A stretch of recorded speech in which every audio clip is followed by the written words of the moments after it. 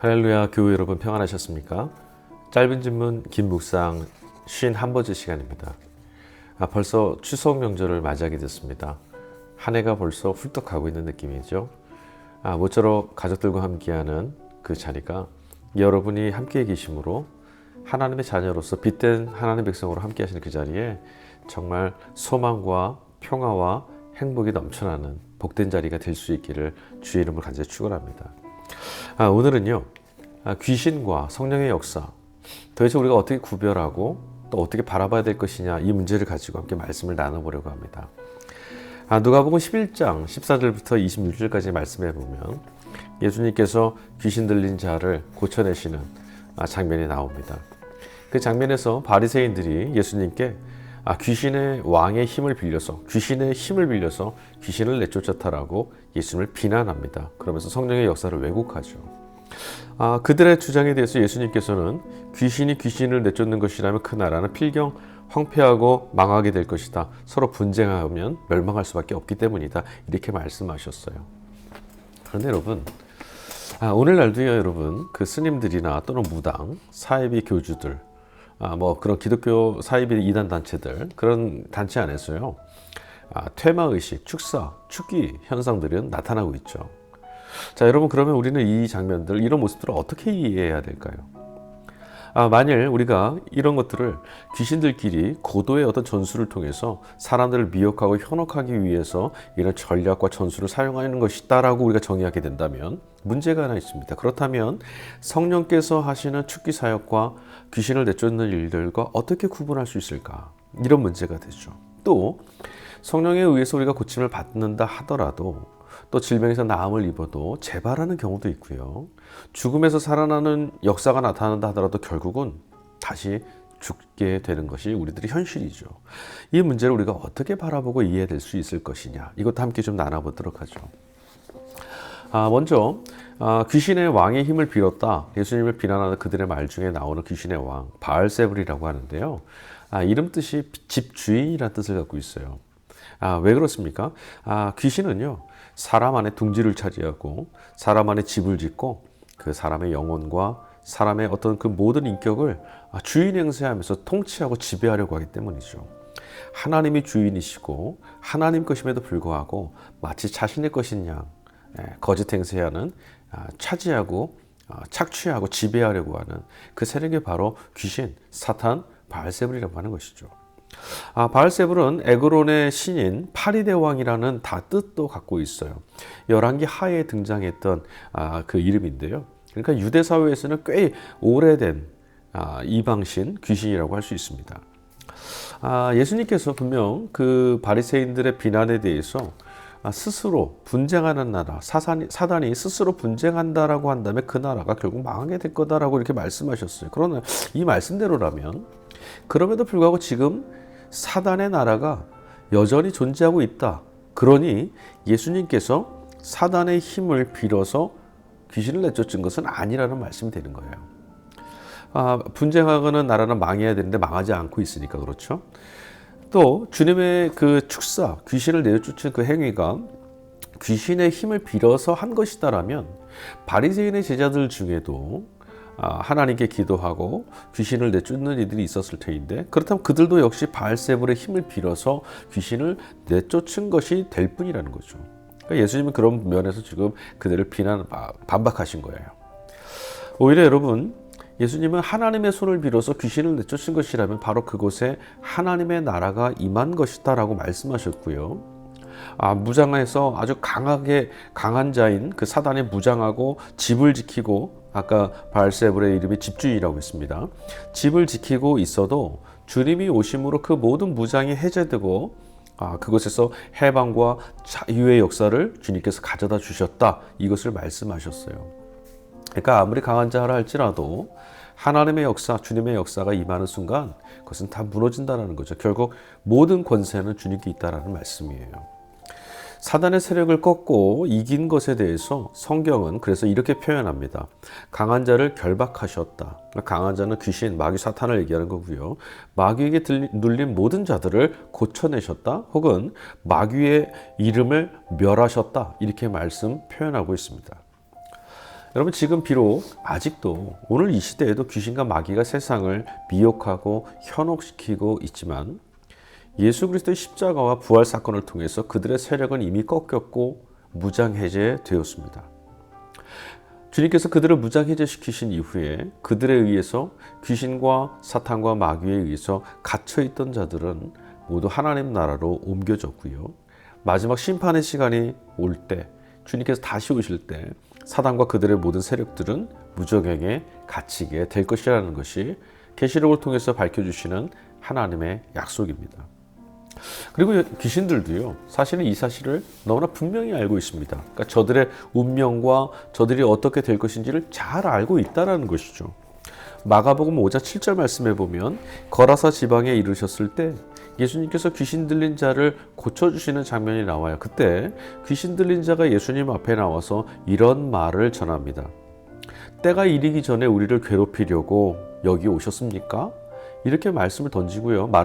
그 다음에 무적행으로 우리를 들어가라 하지 말아 주십시오. 이렇게 부탁하는, 간곡히 주님께 요청하는 장면이 나옵니다. 귀신들도 자신들의 운명에 대해서 잘 알고 있다는 거죠. 하나님이 이미 정하신 그 운명의 시간이 오고 있다는 것을 잘 알고 있다는 거죠. 그리고 덧붙여서 여러분, 귀신이 쫓겨나더라도 예수님께서 그렇게 말씀하셨어요. 주님을 주인으로 모셔드리지 않으면, 그러니까 그 집주인 행세하던 귀신을 쫓아내고 나서 예수님이야말로 참으로 나의 영혼의 주인이시다라고 내 마음에 모셔드리지 않는다면 그 비어있는 곳에 결국 비어있는 상태로 있지 아니하고 이전보다 더 악한 상태로 돌아가게 된다는 걸 경고해 주셨어요. 더 하나의 귀신을 내쫓아서 비어있는 곳에, 쫓겨나간 그곳에 가만히 비어서 빈 상태로 있는 것이 아니라 다른 귀신, 다른 악한 영, 다른 미혹하는 마음들이 우리의 마음과 영혼을 지배하게 된다는 거예요. 그러니까 우리의 집, 우리의 마음과 영혼의 집에는 무언가 들어와서 주인 행세를 하고 있는데 그 주인이 바로 누구냐, 이것을 우리가 꼭 유념하고 있어야 되는 거죠. 귀신은 바로 그런 존재입니다. 우리가 하나님께서 주인 행세하셔야 될 그 영혼의 집을 하나님이 아닌 다른 것에 마음을 쏟아서 그 집을 하나님께로부터 뺏어서 비어있게 되면 귀신은 그 자리를 너무나 정말 잘 알고 있어서요, 금방 그 자리를 차지하려고 들어옵니다. 그리고 주인 행세를 하기 시작하죠. 자, 그렇다면 이제 오늘 본문에서 우리가 아까 던진 질문에 대해 질문을 한번 답해보죠. 자, 이교도들 또는 무당, 사이비 단체들, 이들이 하는 어떤 축기 행위, 축사 행위, 테마 행위를 우리가 어떻게 이해해야 될까? 첫 번째 우리가 생각해 볼 것이 있어요.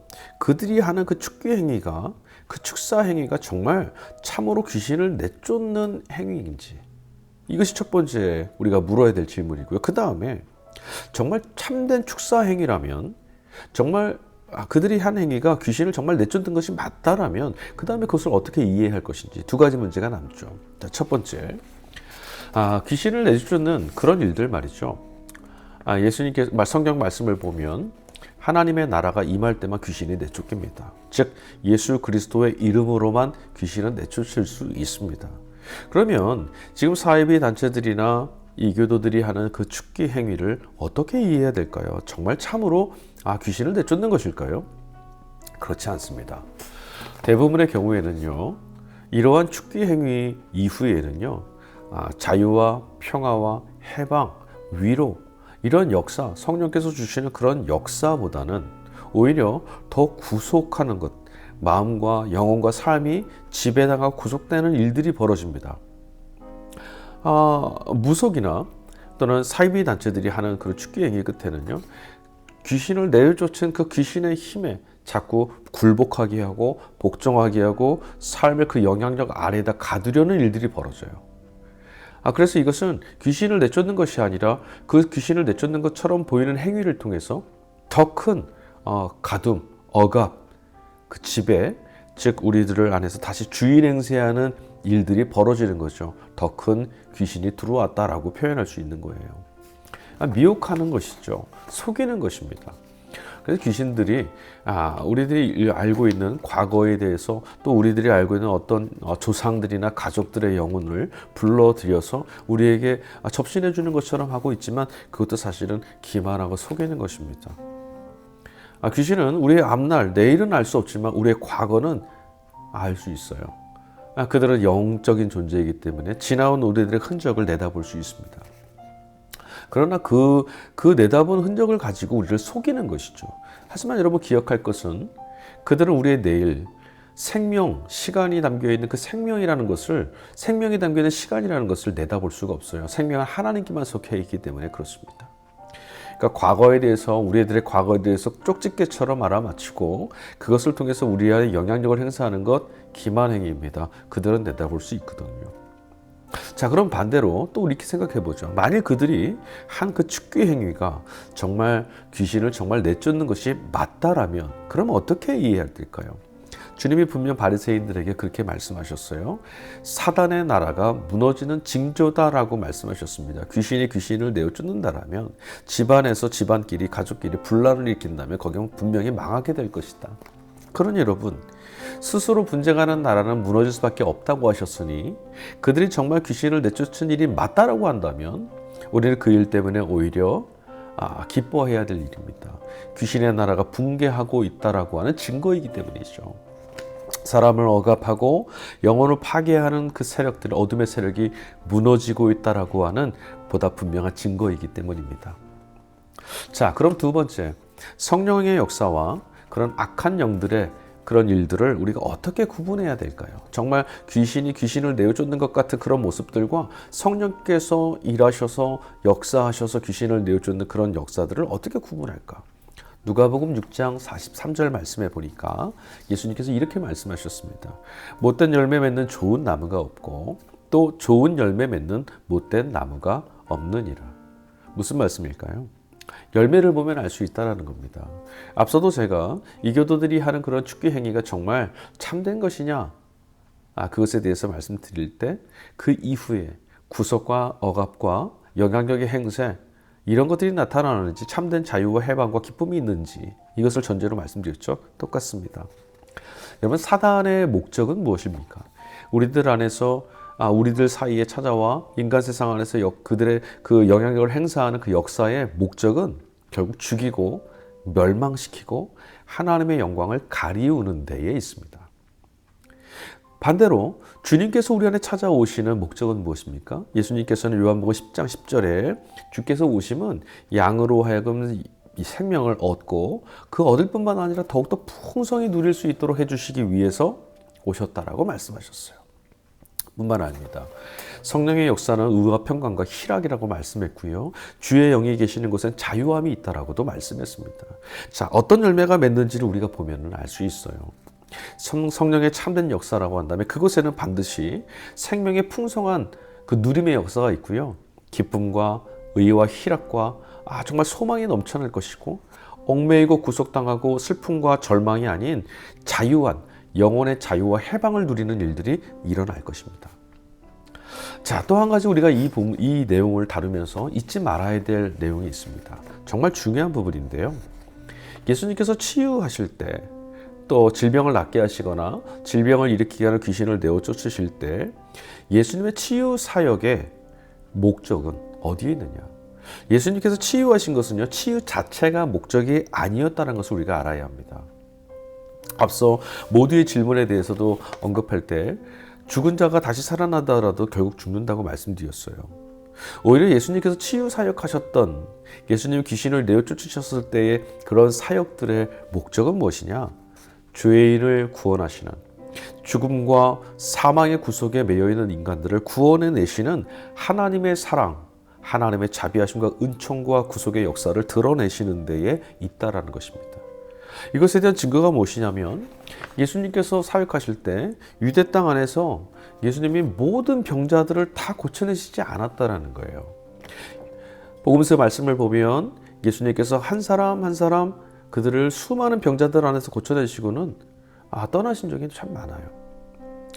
때로는 많은 이들이 몰려들어서 주님으로부터 치유를 얻기 위해서 그 아픈 몸을 이끌고 찾아온 이들이 참 많았음에도 불구하고 오히려 그 군중을 피하여서 다른 곳, 다른 지역에 가셔서 복음을 전하시는 장면도 나옵니다. 왜 그렇습니까? 하나님의 영광을 드러내는 일, 하나님께서 구원의 역사를 이루신다는 사실들을, 그 메시지를 전하시는 것이 목적이었기 때문이에요. 질병에서 낫더라도 결국 다시 우리는 죽음이라고 하는 죄의 결과에 직면할 수밖에 없는 존재라는 거죠. 궁극적인 억압에서부터 자유케 하시는 하나님의 영광을 드러내는 것이 주님의 역사, 주님이 치유하시는 역사의 목적이었다라는 거예요.